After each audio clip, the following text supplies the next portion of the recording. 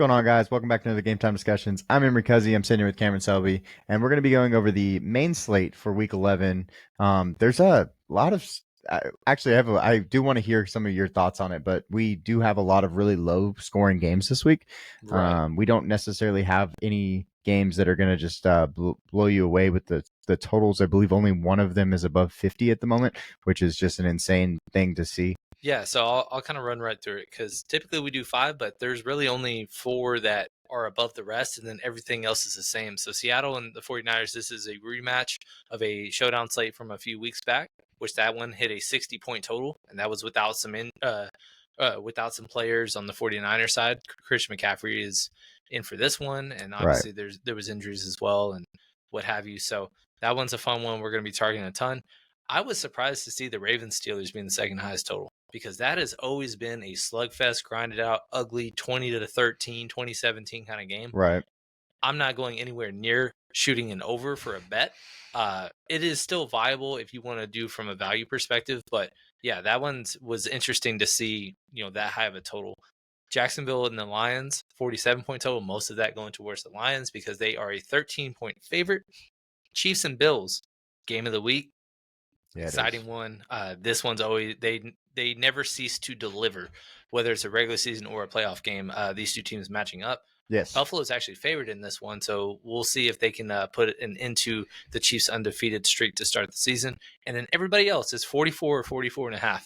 I mean, we're running through games like Las Vegas, Miami, Rams and Patriots, Browns and Saints, Jets and Colts, Falcons and Broncos. Everybody's 44.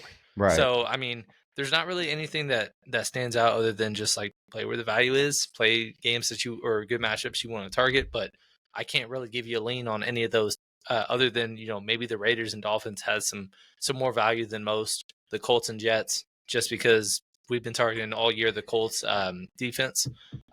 So the Jets, if you think that the Jets will rebound from their embarrassing performance this past week against the Cardinals, more power to you. So I want to go back though. You did say that KC is the underdog, and I believe the record is 12-1 for Mahomes when he is an underdog in the NFL. So you did say that hopefully, we might see KC lose this week, but it's a tall task to beat Mahomes when he's a dog. So it's a fun idea though. Like, and the slate is actually a lot of fun. Like you were saying, everybody's pretty close. Pricing's pretty solid, and it makes it interesting who you're getting to. There's some chalk, but not a ton when I was looking at the slate itself, which makes it good to see. Like, you don't have the I love non-chalky 40 50 percenters, except for Christian McCaffrey currently is the highest at 36.5. But if you look at the wide receiver slate, 14.8 is the highest, which is just awesome to see because that makes us be different than everybody else, and it gives lots of possible lineups. So let me pull it up. There we go. All right. Perfect. So first team we're going to look at Buffalo Bills against Kansas City Chiefs. Chiefs have actually been pretty solid on defense this year, but Josh Allen is a absolute tank and a beast by himself, and he, I believe, is the number 1 quarterback in football right now. Yeah, points per game wise. He kind of bummed us out because he had a really strong start to the game and then just never scored a passing touchdown.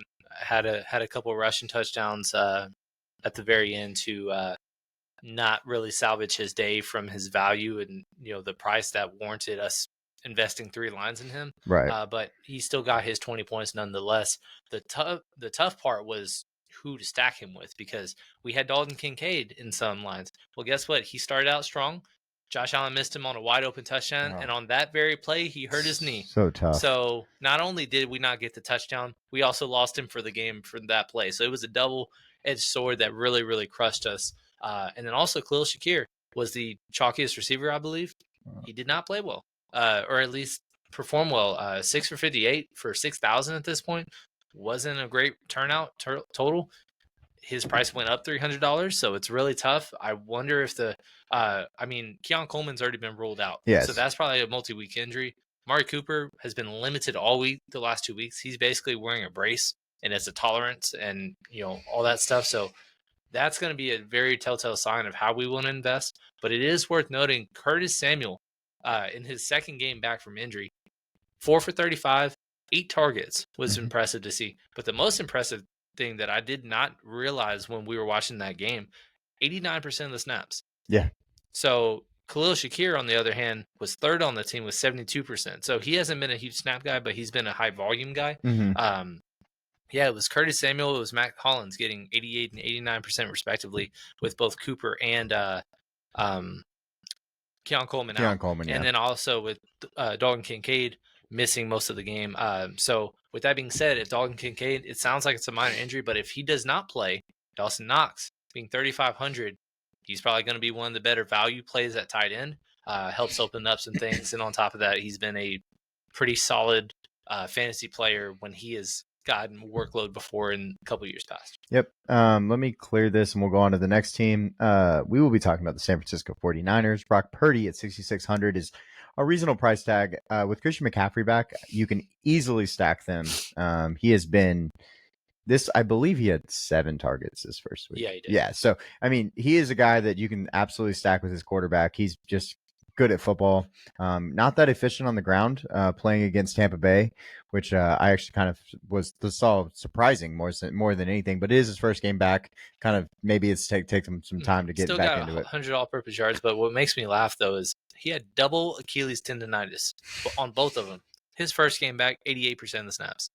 Whatever. So bye Jordan Mason. Yeah. GG's, cut him if you have him still. It's over. It's CMC show. There is no, we're going to just 60-40 this because Mason and Garindo have played well enough to where they can help be relief and keep him healthy going. No, it's CMC's show. So Seattle, if you want to remember back on that showdown slate against San Fran, Jordan Mason had 70 yards, banged his shoulder up. And then Isaac Garindo comes in, has 99 yards, almost scores, but he just kind of takes the knee at the one to win the game. Yeah. But yeah, over 200 all-purpose yards, I believe, to running backs that past week.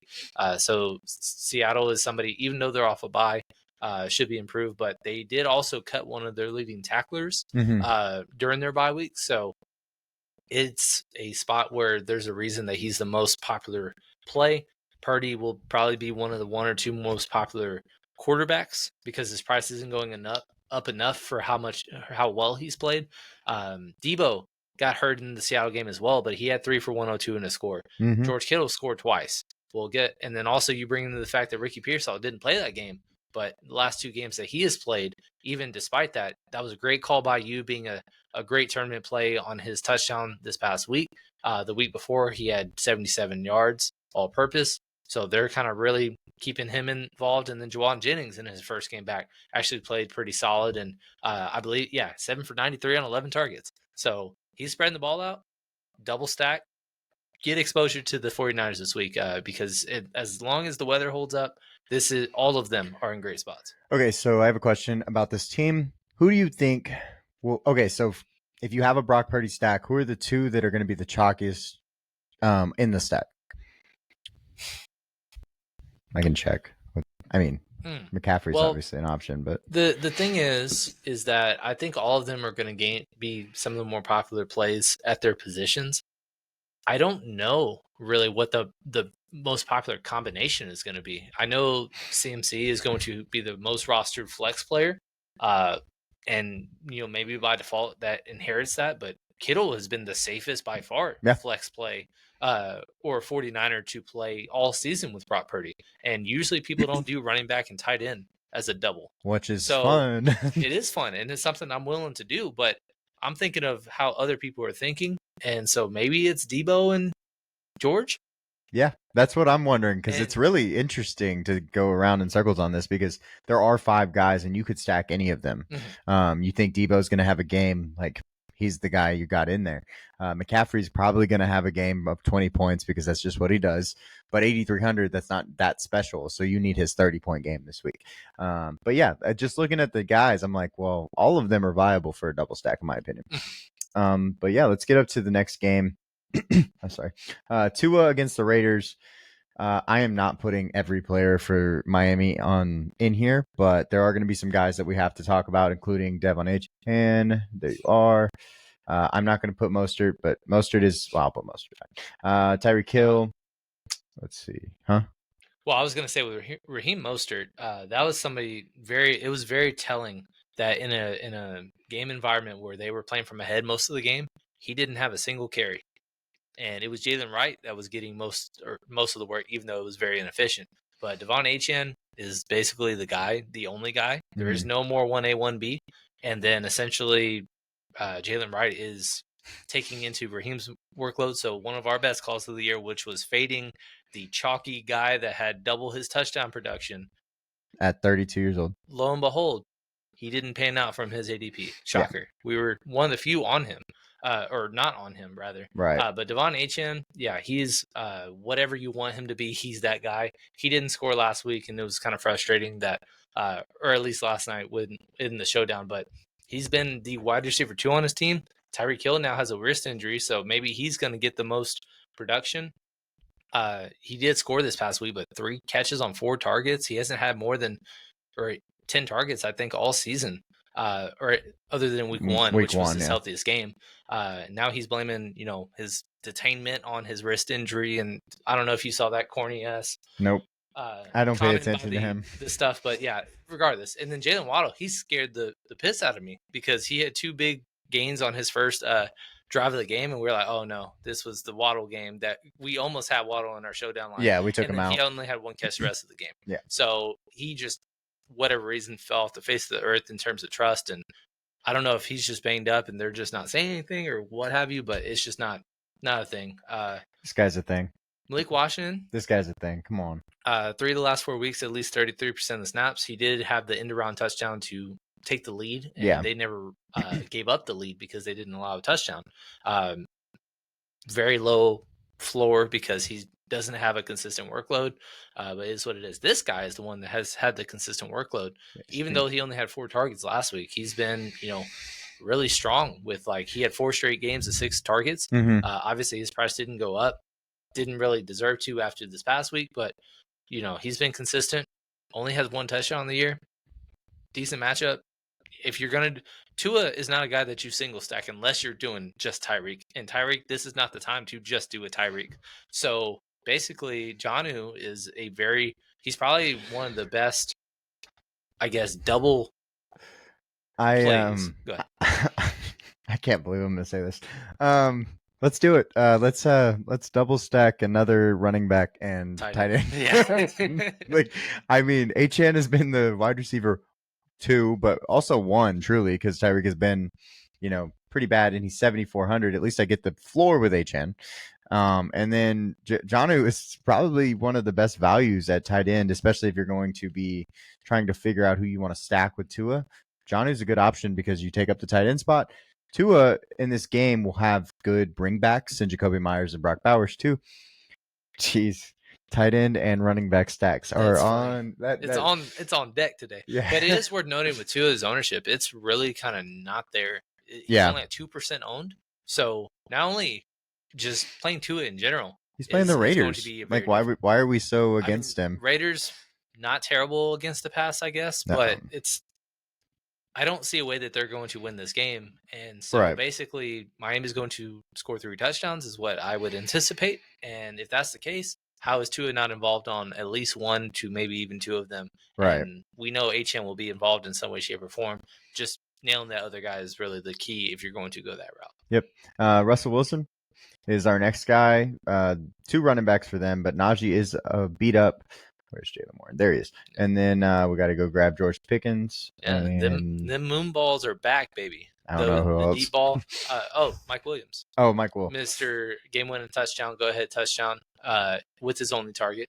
But it also was his first game with the Steelers. But, Russell Wilson got a lot of scrutiny because he took Justin Fields' spot after a really strong start to the season. We were like, you can't do that. I still am in that boat because he isn't your long-term future. Justin Fields had the opportunity to be. You need to see what you have with him because you have to decide this offseason if you're going to keep him. And Russell Wilson, despite being given the role and controversially, he's played fantastic. Yep. It's been awesome. He's been really good, and 19.6 fantasy points per game. You know where you're going if you're stacking him. It's George Pickens. It's probably Pat Freiermuth. But after that, you could go with a Mike Will, who's only $100 cheaper than Pat Freiermuth. So that might be, a deciding factor, kind of like how we had Taysom Hill in MVS last week. Shout out to Justin Wheat for that. That was an awesome call by him, shouting out some MVS last week and 3 helping for us. 109, 2 touchdowns. Yeah, it's craziness. Less than a 0.5% owned. Yeah, Yeah, huge, that was huge incredible. huge call out last week. But you could have a similar situation here. Mike Williams has had big games in the past where he's gone for 150 yards and multiple touchdown games on like four receptions. So Right, and it's a he possibility. only played 9 snaps this past week, but it also was his first game. He did get traded at the Tuesday trade deadline, Mhm. so I didn't expect him to play a ton, but he caught the go-ahead touchdown. That is a huge confidence booster. Somebody sorely looking for a wide receiver too. I mean, Van Jefferson he's always been a cardio king as a receiver, but I mean, he's played 80-70% of the snaps. Well, he had 0 for 0 on 2 targets this past week. I have no interest even putting him up on the board. Calvin Austin has been 45 to 65 most of the year, and he's been he had the one game where I think he had over 17 way back when, and then week 8 he had 20. But other than that, low volume. Sometimes he actually had 6 targets this past week. I guess he had 20 because he scored a touchdown on special teams. No, he scored on, or I guess so. Yeah, special teams touchdown. That's how he got that. Got you. So that makes more sense because I didn't remember. Oh yeah, him because going off. that was the against the Giants. Yeah, that's right. I do remember this. Yes. So yeah. Anyways, the real beneficiary has been George Pickens, because George Pickens, he's the one that wants Russell Wilson to stay as a part of this. He hasn't had a bad game. The one bad game was against the Giants, and he had a hopscotch touchdown that didn't count, where he double tapped his right foot. Obviously, that doesn't count as 2 feet. And then the second one where it was called back due to a penalty, and then the third one where there was 3 where he stepped out of bounds after catching a deep ball that almost, if he had a couple more inches, could have stayed in bounds and scored. Yeah. And I could have possibly upset somebody and been better in a better position to make the playoffs for sure. But yeah, 25-point game, 20-point game. His biggest thing was catching touchdowns, and he's finally starting to catch touchdowns. So great spot, season high in price. I'm interested to see what his ownership will be, because obviously we saw what Jamar Chase just did to Baltimore this past week. You would assume that it wouldn't be that bad, but they are bad by a wide margin, dead last against receivers this year and the passing game in general.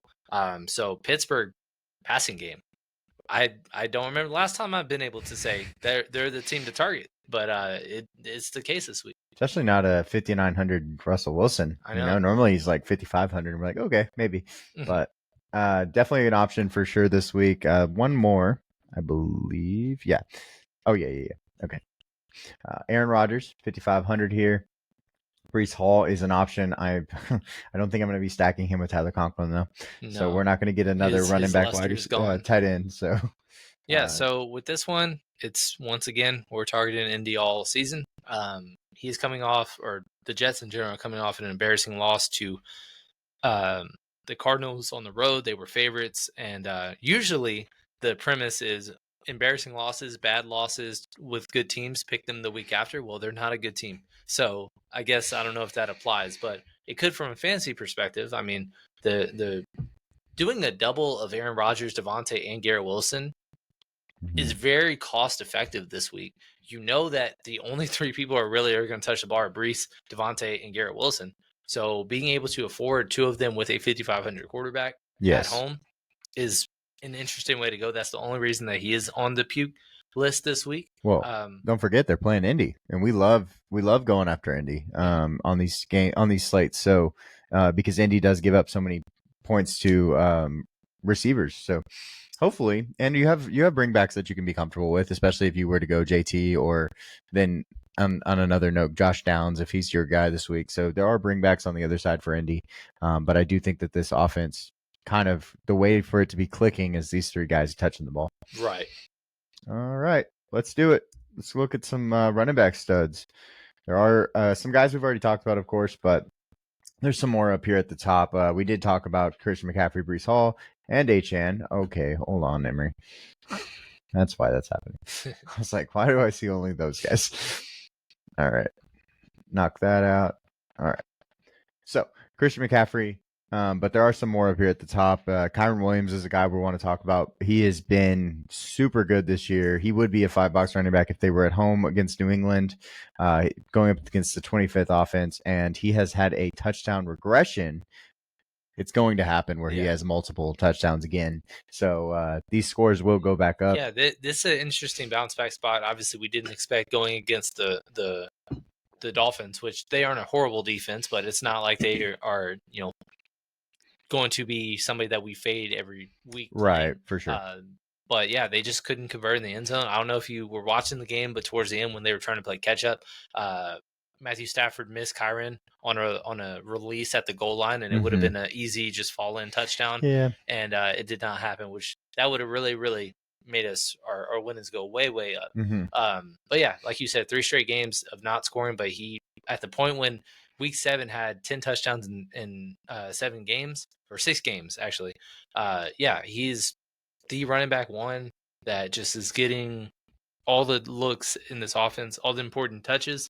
They just didn't have enough important touches this past week. But New England is a game that we expect him to have a lot more opportunities. I think this next guy is one of my favorite guys on the week. In Jahmyr Gibbs against Jacksonville, I believe they're 13-point favorites in this game. So I'd expect them to run the ball a lot. I don't know that I want to attack any of the pass catchers just for that reason because it makes me nervous. Amon-Ra is Amon-Ra, though, so if you have to go that way. But Jahmyr Gibbs, I mean, look at the rushing upside he has. If he is efficient, he kills it. He will go for 35 points. It's just they don't need Jared Goff to win games. They don't need a quarterback. It's crazy. Right. Jared Goff throws 5 interceptions and they win by 3. That's kind of how it goes. Yeah, that was I was so impressed taken away from that game. Just like them playing their worst game. And I'm not like faulting Jared Goff or saying he's a choke artist, but just you have bad games. But being able to overcome it and winning a game you have no business even winning against a good team that actually showed up and played well. It wasn't like Houston gave the game away. Detroit took it from them. Yeah. And so it started a lot with Jahmyr's kind of getting things going because really the run game for the most part was kind of held in check. And he didn't score. David Montgomery didn't score, but guess what? They still did their thing. And I think that was the first game this year that neither scored the entire season. So this is obviously a great spot. The concerning thing is just that this also just feels like a David Montgomery game as well. Yeah, for sure. Both of them should have looks. I hope that it's just both of them score all the touchdowns because I am interested in having exposure to both running backs this week. Yep. And Dave Montgomery at 6,500, he would be in our mid tier. We're going to talk about a couple more guys up in the upper echelon, though. First, Kenneth Walker, the third, going up against San Francisco. In the first game against San Francisco, if the game log would pop up, he had a nice 20 burger, and he could do that again. He was super inefficient, but 8 for 8 in the pass game. He's had a lot of pass work throughout the year. Inconsistent on targets, but if he can go for 8 more targets this week, you probably want him in your lineup. Yeah, this is one of those teams that just you want to target the guys that touch the ball, and Kenneth Walker has been that guy, and he's showing passing catching upside. And San Francisco, pretty solid against running backs, but also they're not great against pass catching running backs, and that's the reason that he caught 8 passes the past week. Rachaad White had 6 for 39 and scored through the air this past week against them.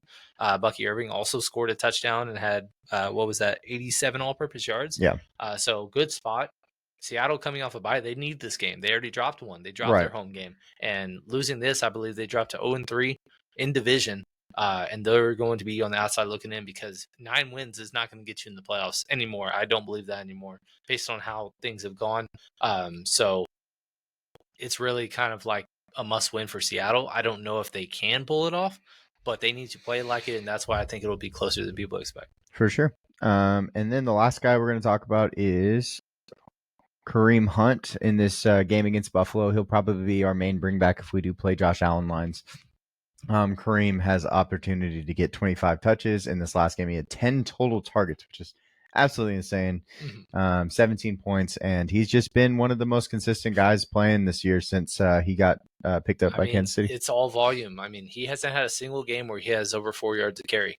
But guess what? He hasn't had a game below 13 fantasy points. He's had at least 17 in 4 of the 5. He's scored in 5 touchdowns in those 4 games. He didn't score this past week, but he killed it because of his receptions. Mm-hmm. Buffalo has been bad against running backs, good running backs. We were so annoyed because we called out Jonathan Taylor as a lower-owned stud this past week. He had 100 yards basically in the first quarter and a half, but Tyler Goodson's passing touchdown in rounds. On 1 yard line. On the 1 yard Exactly, line. and I jinxed it because he had a long run, and I turned around and started high-fiving people for a long touchdown, and he got tackled at the 9 and all those sad things. But Yep. efficient game, strong game, and so Kareem Hunt should have all the volume. Isaiah Pacheco, for what it's worth, his window was opened, but that I don't expect him to play at all this week. It sounded like, based on what Andy Reid said, is that he is targeting a late November return. So that would be probably either next week or the week after. It's one more week for Kareem Hunt, and just, let's go on a high note. Yeah, it allows Pacheco to practice this week, but will not be probably suiting up in the game. Exactly. And then the next guy on our list was that mid-tier with David Montgomery. Nick Chubb at $6,000 is very interesting. This might going up against New Orleans. It's going to be the first time we get to play Nick Chubb all year, and it's going to be amazing. Yeah, I missed it. This is going to be some nostalgia because, we haven't played him all year. We have always loved him as a running back, targeting him. But he always also had the opportunity to get vultured by Kareem Hunt, who we just mentioned, for touchdowns and whatnot, but always was a safe bet to score 18 to 20 fantasy points. Well, he's going against a banger of a matchup. New Orleans, in their, they finally won a game. It seems like they just wanted us to put them at 31st again, because when we do, they win a game. Yes. Find a way. They won a game because of 3 missed kicks / block kicks by Young Wei Koo. But yeah, they've been very bad against running backs. And over recent weeks, Bijan Robinson was the top running back of the week this past week. We played a ton of him for 144 all-purpose yards and 2 touchdowns. So Nick Chubb, I don't expect the 25 carries. I don't expect the 3 touchdown game. It would be nice, but I don't think many people are really going to be on him. Actually, let me look at his project 5.5%. Love that. Jerome Ford, I believe, has been back, but I think he is now the 1B. If Nick Chubb is getting just 15 carries and no targets, but he's scoring touchdowns, he's going to clear value for you. And I just don't think many people are going to be on him this week, so I really like him. Absolutely. And then one guy I guess to talk about that's probably a little underpriced is all the way at 4,500. Where are you? Not Jordan. You still got to scroll. Oh my gosh. There you are. Audric Estime. He finally got his touches. He is good at football. Surprised that they did kind of take away from Javonte in the way they did, but Audric Estime is going to get some touches in this offense, and that makes him very viable at 4,500. So this week, we heard the flirtation since he was on IR due to an injury to start the season, but kind of used sparingly. But then all of a sudden pops out. He got the second and third touches of the game from the running back perspective, and Javonte Williams was the third running back to touch the ball. And so didn't sound like it was a punishment, because if you listen to coach speak, Sean Payton apparently was impressed with his work, and he will continue to have opportunities going forward.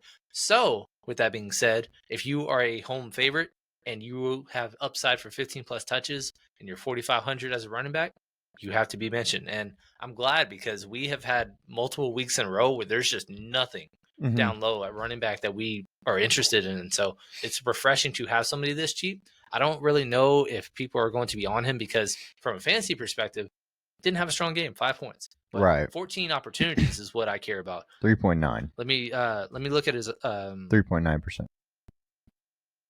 3.9% owned. Okay, yeah. And so he was by far the highest snap count running back for Denver this past week. He had 45% of the opportunities in a back and forth affair against the number 1 defense against running back. So that was a lot to do with why he didn't really produce.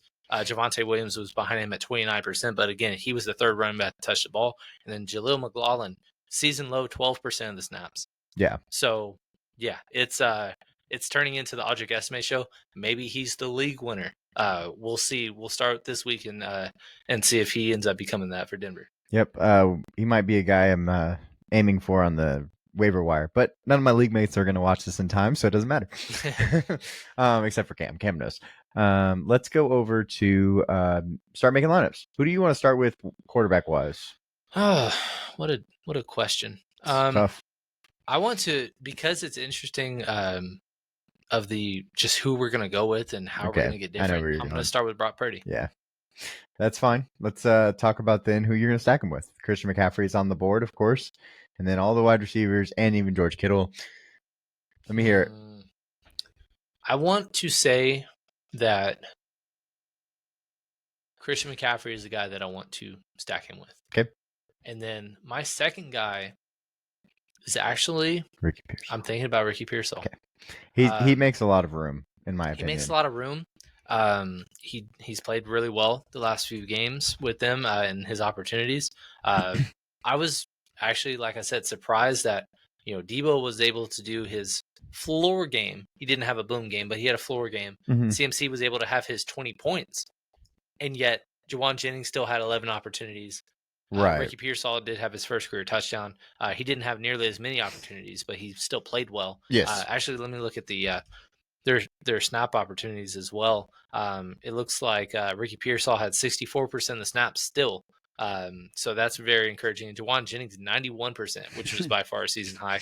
Debo was at 78. So really, it's all five of those guys. George Kittle sounds like he's banged up, but again, he's always played well against Seattle. But this is, I think, a contrarian way to play a chalky quarterback and running back. Fair enough.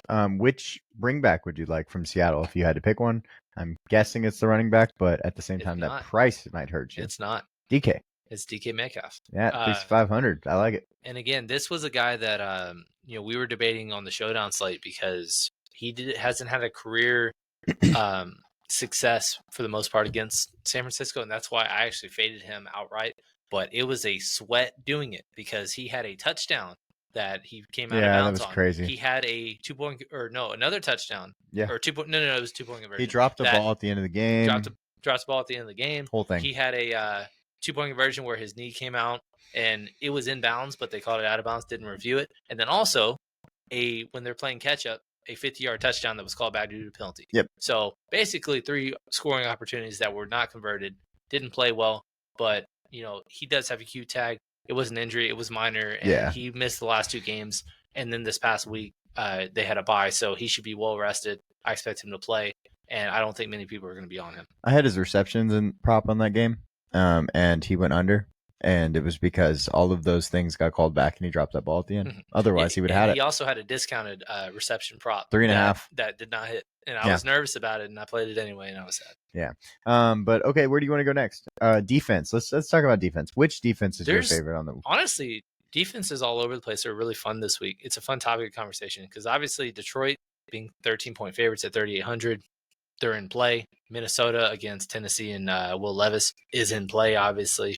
But also there's guys down low. If you wanted to go all the way down to Chicago, I was shocked that I don't know if you've looked at cheap. I don't know if you've looked at prop line or not prop lines, but spread lines. They're a 6-point home dog this week. Doesn't really make a lot of sense. Why are we so high on Green Bay? I just don't get that. Because every week Green Bay is coming off a bye, but Jordan Love is turnover prone. Yes. I believe he's past 10 picks this season, but he also missed a couple games. But Chicago, they were the chalky defense last week. They did not produce well because they basically were given short fields every single possession because they once again just couldn't get Caleb Williams to have 100 passing yards. They have fired but they fired their OC. Good. So hopefully that's a resurgence and they play more competitive game and Chicago can actually. I really wish I could pick them. I'm not sure if I will later in the week, but them being a home team being 2,400 in a game that I don't expect to be a shootout, that's why they're in play. Another one, Pittsburgh. Incredible. Yeah. This season from a defensive perspective. I don't get the total. It's 48.5, second highest total in the slate. Basically, they're just one of the best defenses in football. Look at all those 10-point games. 2,500, they're at home. Baltimore, yes, very strong. It's very scary, but I just trust Pittsburgh a lot, and I can't see this being a 30-27 game. Right. This just feels like 20-17. And if they hold Baltimore under 4 touchdowns, they're going to be returning value on this price point. I have a question. Who do you think the most rostered defense is without looking? I'm not looking. I'm looking at the ones we listed. I'm not looking at Roto. I'm gonna say the Denver Broncos. The Denver Broncos are not. They're 12th. Okay, well, we're gonna play them. They are 1.8%. That's crazy. The Tennessee Titans are the number 1 team, and they are 2,300 against the Minnesota Vikings this week.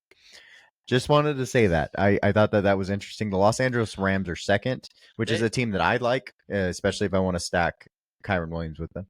But yeah, still, that's crazy. Honestly, the Rams should have been my guess, but Tennessee, I looked at and almost put them in the pool, but it's just they've had a couple zeros, 3 zeros in 4 games. They've been awful. So and not many of those are against bad teams, like good offenses. Like one of them's against the Chargers, which Chargers aren't a great offense. Yeah, Minnesota's good.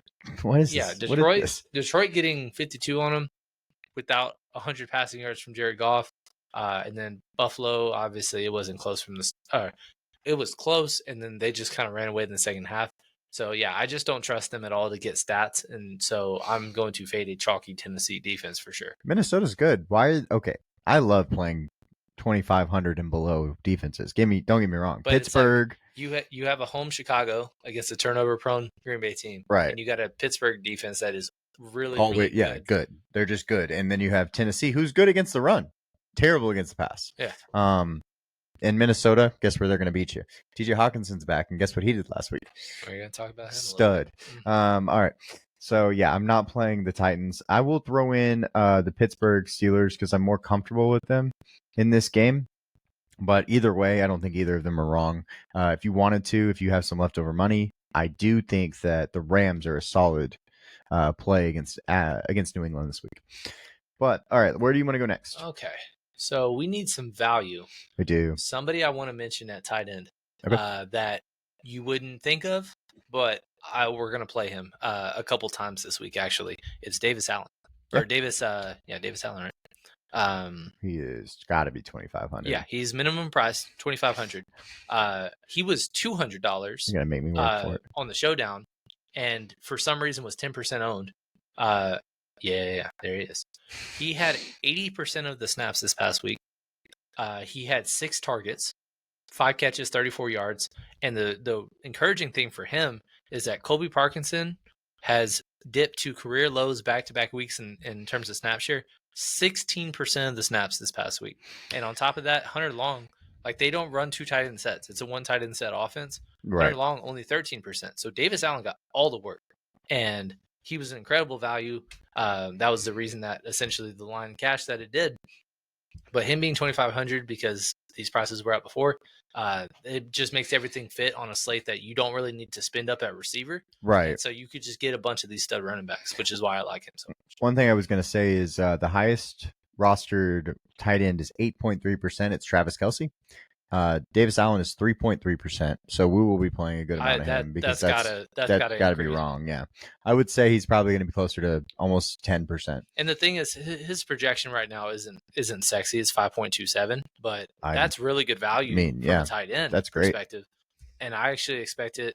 I mean, we saw Colby Parkinson 11 target games a couple of weeks back. So yeah. I know that this is straight up a Kyron Cooper Nakua offense, but 6 targets. There's so much floor and upside with him at 2,500. It's just I want to play him a lot this week. Yep. All right. Where else do you want to go? I don't know. All right. Well, but we have money now. Yeah, we do. One thing that's interesting is that receiver wise, the 5K range has been pretty crappy the last couple of weeks. Mm-hmm. There's actually a lot of names that are interesting this week. I want to start off with Cortland Sutton. I don't know. He's basically under the radar, but 3 straight games with at least 9 targets. He has had an average of 20 points, fantasy points a game in those 3 games. And he had a 0 target game on the showdown that we faded him at because he was just too expensive. But we didn't expect that coming. But for the last 5 games, he's really kind of hidden his stride with Bo Nix. He is in the player pool because that's a bottom 8 pass defense. And then also you want to put D-Hop in there as a example because he is their new wide receiver 1. Denver, tough matchup. But Yeah. 4 for 56 is what it is. He led the team in receiving for the second straight week. Your boy Jacoby Myers, 5,600. There you are. Want to mention him because he's had back-to-back games of just leading the team in targets since he's gotten back. 8 for 105 this past game before their bye week. Yeah. So it's a pretty decent spot. And then also Cedric Tillman, Charles Tillman, Peanut. Yes. Shout out to him. I loved him as a DB. But Cedric Tillman, averaging 10 targets a game, 18 points, at least in 3 straight games. And 3 touchdowns in 2 games with Jameis. 5,300 is still too cheap. If you look at his prop from a receiving perspective, it is the exact same as guys like Debo and DK. They're 1,000 more expensive. So his price until it gets to 6,000. I said last week I'm going to play him every time until he gets above 55. He's still not there, so we're going to play him a lot. And then Keenan Allen was the last one on the sheet that we got here. And it's just, this is a wishful thinking. Finally got targets. That he's getting targets. He just hasn't scored. And this whole offense has been abysmal in general. But if there's a guy to benefit the most, or not necessarily the most, but will be helpful of Caleb Williams kind of breaking back to what we saw him for a 3-game sample size in the middle of the season, it's Keenan Allen. Right. And he actually missed those games where he did that. But yeah, I just like him. He's going to be low owned. Obviously, nobody's going to be on Chicago. But if they're home dogs and they're going to be throwing, hopefully it's a more improved offense with a new OC. But I believe nobody's going to play Chicago. The highest owned Chicago Bear is 4.9% owned right now. So DeAndre Swift? I was this close to putting Caleb Williams in the puke group, but he needs to prove it to me. Right. Because that's fair. He's been playing awful. And it's a scheme thing, but you have all the weapons in spite of that. And we haven't seen a number 1 pick just be throwing for 100 yards a game or less multiple times like he has. And it's not like it's been a bunch of bad weather games or anything. Right. We're about to get into that because it's Chicago. Yeah. Like, you need to step up, and this is a good spot to do so. We'll see if it does happen, but you're going to be very, very, very different if you do a double Chicago stack. Nobody's going to even do a single stack or any of that nature. Which of these guys would you like to get to? Tillman. Perfect. And then running back now, we have 6,700 for 2 of them, I'm guessing. Where would you like to go? Well, the easy 2 clicks, I would say, is Kareem Hunt and David Montgomery. Mm-hmm. I don't know if both of them together has the upside to make you excited, per se. Right. But also, at the same time, if you didn't like that, then we can always go up to Kenneth Walker, go down from DK, and then maybe kind of find some JSN or something. Yeah. Perfect. Well, I think this is a solid start because that's all we're doing here. We're low first looks. But let's get to another quarterback so we can get it in and get out of here. I think I want Tua in my line, and I'm going to do the craziness. I'll let you pick the double. Oh, I know what the first guy is. Yeah, we're going with Mr. HN for sure. Okay. And then, yeah, I'm going to do it. Yeah, Janu. I'm going to do it. Yeah. Yeah. Because it's right. It's the right one. That's all. I mean, that's the right double, in my opinion. With this being said, I will be getting a bring back in Jacoby Myers. I will play. Okay. I will be playing Pittsburgh's defense again in this line and see if we can go up. But I like my start. I have the money to play around with. I could go double tight end and just have lots of money, but I don't know if I need to do all that. That would be a lot. I guess I'd have like over 7,000 total per player. Right. So that might be an option if I wanted to go Davis Allen here, but this is kind of where I'd like to start. So my question is, like, what spend ups are you looking to get to with this build? Running backs. And I want to get Christian McCaffrey. Christian McCaffrey, so just plug him in then. And then... So this is going to be kind of a balanced build then. Yeah. Because, like, I mentioned a bunch of 5K receivers, so just kind of plug them all. Yeah, I mean, we already plugged in one. Here's my 2 5-box running backs, on the week. The HN, 20 touch upside for sure. Passing game work. McCaffrey, they're the same player. Mm-hmm. They're the same guy. McCaffrey just has a higher ceiling, in my personal opinion. But I guess another receiver I wanted to mention because he's been impressive and he's a value this week. Mm-hmm. Kayshon Boutte. Oh yeah. $3,500. If you go click on his game log, because I'm getting there. Don't know what you're talking about. He's way down here. Give me a second.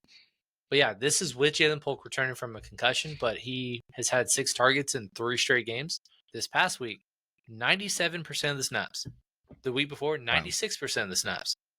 He's 3,500. It's on the field. That's huge. Get some exposure. That's all I can say. When you have somebody be on the field 95% of the time and they're getting the targets because he's had 6 targets each of those games. Yeah, I don't know. He's probably going to be one of the more popular values. I see 8% right now rostered. Could be more, north of 10, but Right, for that's sure. somebody that kind of gets some more money, a little boost that we're kind of looking for right now. Yeah. I was gonna go Kyron, but I know that that will not allow me to get Cedric, which I was Ooh. what I was hoping for. I'm $100 off. Well, I guess I could if go you went down to to the Chicago Bears. defense, Yeah, if let's you do that. or 100 down to Bijan, who's had 5 straight games of 20 plus fantasy points. He's finally RB1. Yeah. An RB1. That was somebody I was a little nervous when Brees Hall had his start to the season, but he really, really has fallen off. Right. And Bijan has just kind of kicked into another gear. So For it's sure. been fun to see. But I think that this is cool. This is a freaking fun line, first off, because no one is going to have this. Not a single soul. I have 3 really expensive running backs. Of course, I have my double with a running back and a tight end, my bring back with Jacoby Myers. And then I actually didn't even notice this, but I have a single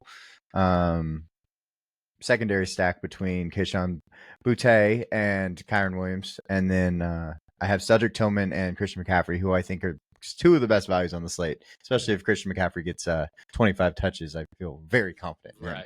And that was kind of an organic, skinny with Boutte and Kyron. That wasn't even intended on my end, but it's fun because every single one of your receivers under 10% owned. Yes. Cedric Tillman, you should be like 20. I don't know if it'll get there, but we're going to force. We're going to have some. Yeah, we're going to have the leverage if that's the case. The only thing is just if you wanted to go a stronger double with Miami, there's ways to do that. But yeah, this is a fun look as well. Yeah. One guy I want to talk about because we didn't get to yet is tight end. And if you have anybody that you just want to really talk about, but TJ Hawkinson is the highest value on the slate for tight ends right now. He was 8 out of 9 for 72 yards this last week, 15.2. He is back to form, and he is playing Tennessee, and so it's definitely a good matchup for tight ends in this slate. So I just wanted to put him on the screen and talk about him a little bit. No, yeah, that was very encouraging. His second game back, he's still under 50% of the snaps, but usually snap share when you're coming back from injury, don't really care as much because they're going to target you when you're on the field. Like Puka. Yeah. The same Puka. He's a guy that's just kind of all over the like smack dab in the middle. So there's a lot of tight ends to spend up on, whether you want Njoku, who's had 7 targets in both games with Jameis Winston. Brock Bowers has been one of the top 3 tight ends consistently all year. He's had back-to-back kind of so-sos, but it is what it is. He's still, a good leverage spot. George Kittle, 2 touchdown game last time against Seattle. Travis Kelce has had 12 targets in 3 straight games, so he's back to Travis Kelce. Right. And then also Mark Andrews is back to Mark Andrews. He's been killing it. He was in the optimal shutout line this past week.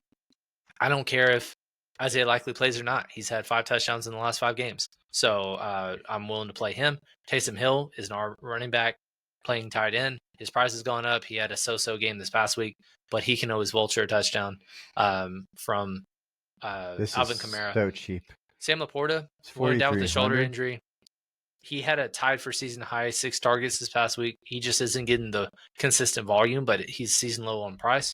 And then, like I said, all the way down, Davis Allen, 2,500. I got to go find him if I wanted to. Like wherever the hell he is down there and play some of him. I don't know if this is a week where we're going to play double tight end like we have been the last couple of weeks. It's actually had some success. Yeah. But there's a lot of guys to go with at this position. I do think if I go with a stack, my tight end is in my stack. I might also add just a tight end I'm confident in as a second tight end, but that would be a very situational thing. If there was a receiver that I was kind of really confident in this week, because obviously you can't play 3 running backs if you play double tight end. Right. But if I wanted to do a stack involving a tight end or just a standalone TJ or something of that nature, but also put in Davis Allen for, The to afford price, stuff. yeah. Like, I mean, Justin Jefferson, okay matchup, coming off a dud performance as a spin up for us.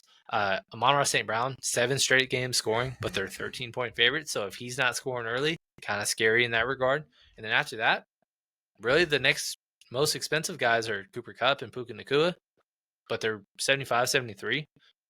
I don't know if you're really going to go that route. Drake London is the highest value of the top guys. So he's 6,700. He's the highest value of all the guys. And also the ownership, like Em said earlier, it's really reflecting on how people aren't really spending up at receiver because there's not a single receiver above 15% owned. Yeah. So the chalk or ownership at least, which there's not really a ton of ownership showing other than a CMC, but the more exposure is going to the top running backs, not the top receivers. Exactly. Let me stop sharing so we can get on out of here. We appreciate y'all hanging out with us. Here we go. There we go.